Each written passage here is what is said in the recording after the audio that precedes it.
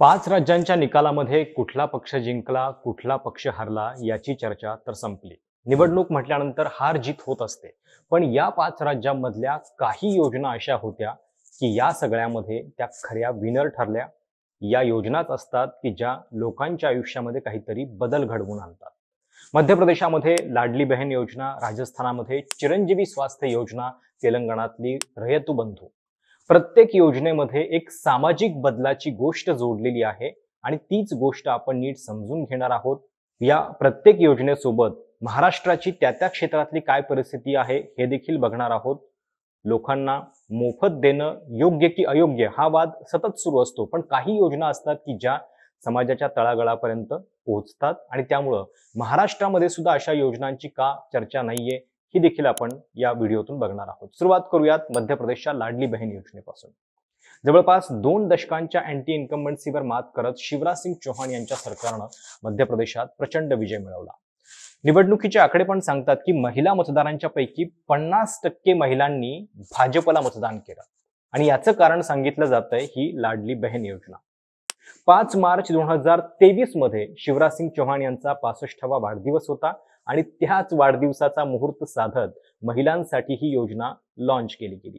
21 ते 60 प्रत्येक या वयोगटातल्या प्रत्येक महिलेला प्रति महिना 1000 रुपये देण्याची ही योजना. या योजनेचा लाभ मिळायला मध्य प्रदेशात सुरुवात झाली जून मध्ये.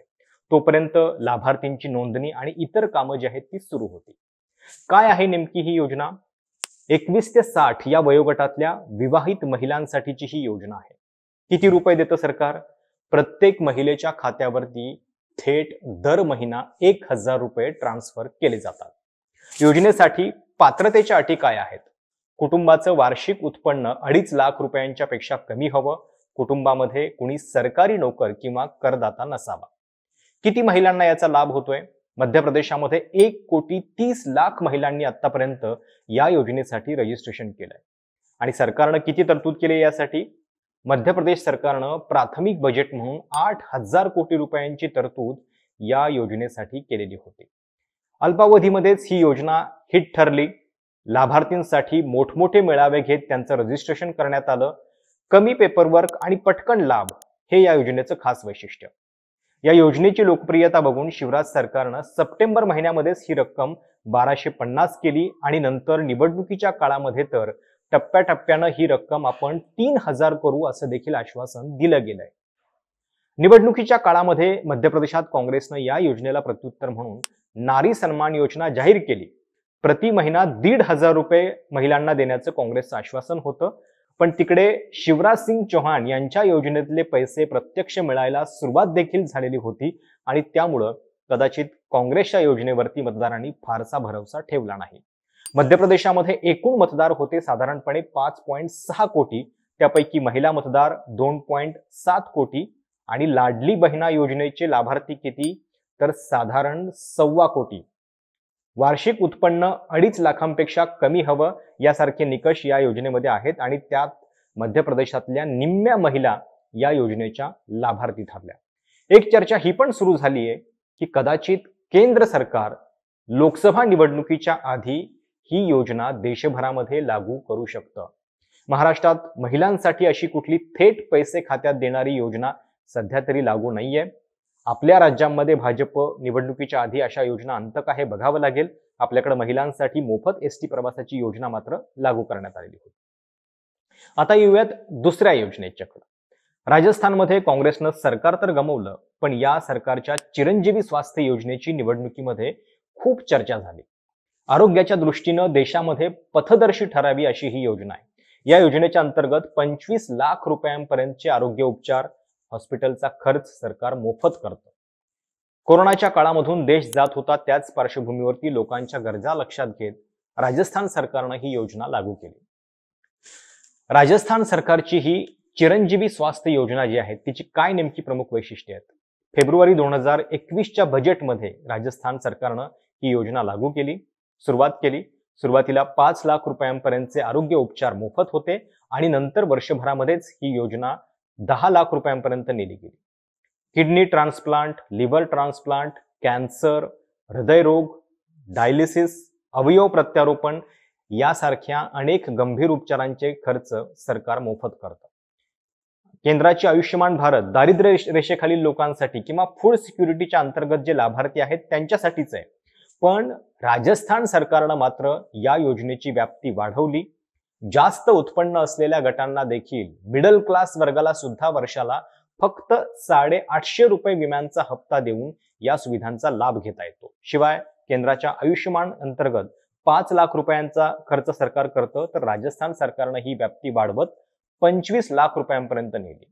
1 मे 2021 ते 30 जून 2023 पर्यंत राजस्थानमध्ये किती लोकांनी याचा लाभ घेतला, तर 45 लाख लोकांनी जवळपास 5039 कोटी रुपयांचा क्लेम जो आहे तो केला. नंतर सरकारनं चिरंजीवी ऍक्सिडेंट इन्शुरन्स योजना सुद्धा लागू केली, ज्या अंतर्गत 10 लाख रुपयांपर्यंतचा खर्च अपघातातल्या जखमींसाठी सरकार देऊ लागलं. आपल्या महाराष्ट्रामध्ये आरोग्याबाबत मग योजनेची काय स्थिती आहे? महाराष्ट्रात 2012च्या आसपास आघाडी सरकारनं राजीव गांधी योजना सुरू केलेली होती. नंतर तिचं नाव बदलून महात्मा फुले जन आरोग्य योजना करण्यात आलं. पण गेल्या 10 वर्षामध्ये विमा संरक्षणाची रक्कम जी आहे ती 1.5 लाख रुपयेच राहिलेली आहे.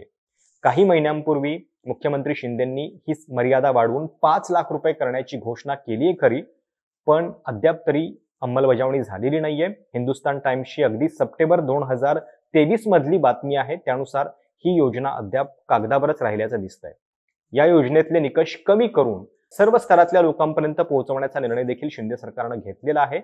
पण राजस्थानमध्ये 2021 पासून सुरू झालेली योजना 2 वर्षात वाढून 5 लाखांपासून 25 लाखांपर्यंत पोहोचते. आपल्याकडे मात्र गेल्या 10 वर्षांपासून या हेल्थ इन्शुरन्सच्या स्कीमची जी रक्कम आहे ती 1.5 लाख रुपयेच राहिलेली. आता ती 5 लाख किती तातडीनं होते हे देखील आपल्याला बघावं लागेल. त्यामुळं महाराष्ट्रामध्ये लाडली बहीण योजनासारखी महिलांसाठीची योजना आता केवळ निवडणुकीच्याच पार्श्वभूमीवरती येते का हे बघावं लागेल.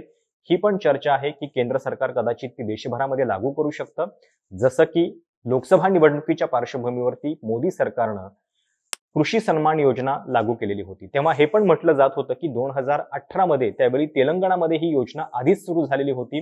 रयतू बंधू आणि रयतू बंधू मधली रक्कम सुद्धा प्रति हेक्टर आणि प्रति सीझन प्रत्येक शेतकऱ्याला 10,000 रुपयांची होती.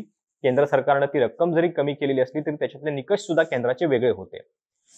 2019च्या लोकसभा निवडणुकीआधी जर ती योजना उचललेली होती, तर आता 2024च्या आधी लाडली बहिणीचा जो लोकप्रियता आहे आणि त्याचे जे बेनिफिट्स मध्य प्रदेशामध्ये मिळाले ते बघून केंद्र सरकार आता सर्व राज्यांमध्ये ही योजना आणतंय का, महाराष्ट्रामध्ये अजून काय योजना येतात हे आपल्याला बघावं लागेल.